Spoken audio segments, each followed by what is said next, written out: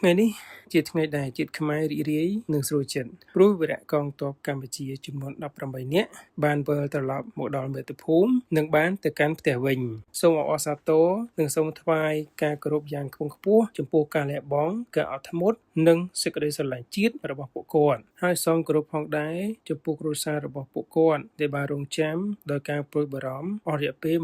155ថ្ងៃនេះពួកគាត់បានជួបគ្នាហើយសូមតែដៃអបអរសាទរ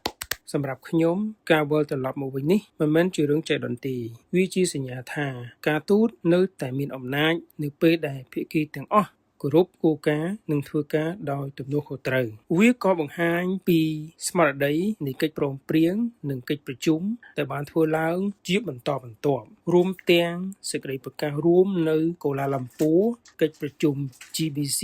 ចំនួន3លើកនិងកិច្ចប្រជុំត្រីភាគីនៅខេត្តយូណានប្រទេសចិនរវាងរដ្ឋមន្ត្រីការបរទេសកម្ពុជាចិននិងថៃនេះជាភស្តុតាងថាដំណោះស្រាយសន្តិភាពត្រូវការយន្តការការបដិញ្ញាចិត្តនិងការអនុវត្តជាក់ស្ដែងខ្ញុំសូមវាយតម្លៃខ្ពស់ចំពោះកិច្ចខិតខំប្រឹងប្រែងរបស់រាជរដ្ឋាភិបាលកម្ពុជានិងស្ថាប័នជាតិពាក់ព័ន្ធដែលមានដំណើរ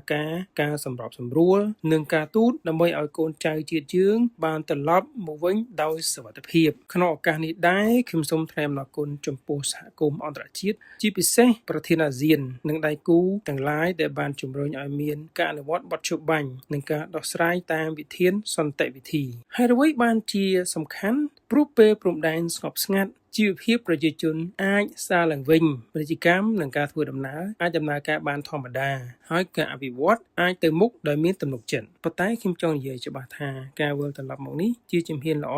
តែវាជាការចាប់ផ្ដើមទេទី1ភាគីទាំងពីរត្រូវគោរពបទច្បាញ់ឲ្យបានពេញលេញដោយស្មោះត្រង់តម្លាភាពនិងការបដិញ្ញាចិត្តខ្ពស់ទី2ប្រញាប់ប្រញាល់ដោះស្រាយបញ្ហាព្រំដែនតាមយន្តការផ្លូវការដែលមានស្រាប់ដោយច្បាស់លាស់និងមានកាលវិភាគនៅក្នុងការអនុវត្តទី3ត្រូវស្ដារទំនុកចិត្តគ្នាឡើងវិញទាំងកម្រិតនយោបាយការទូតនិងប្រជាពលរដ្ឋដោយគោរពអធិបតេយ្យភាពឯករាជ្យនិងបូរណភាពទឹកដីរបស់គ្នាទៅវិញទៅមកចុះតើយើងត្រូវធ្វើអ្វីទៀតយើងត្រូវការពារប្រជាពលរដ្ឋការពារកុមារការពារមរតកវប្បធម៌និងជំរុញឲ្យមានការស្ដារនិងការថែរក្សាតាមស្មារតីមនុស្សធម៌និងច្បាប់បាទជាចុងក្រោយនេះសូមស្វាគមន៍វីរៈកងទ័ពកម្ពុជាទាំង18នាក់មកកាន់ផ្ទះវិញសូមអរគុណចំពោះភាពក្លាហាននិងការលះបង់របស់អ្នកទាំងអស់គ្នា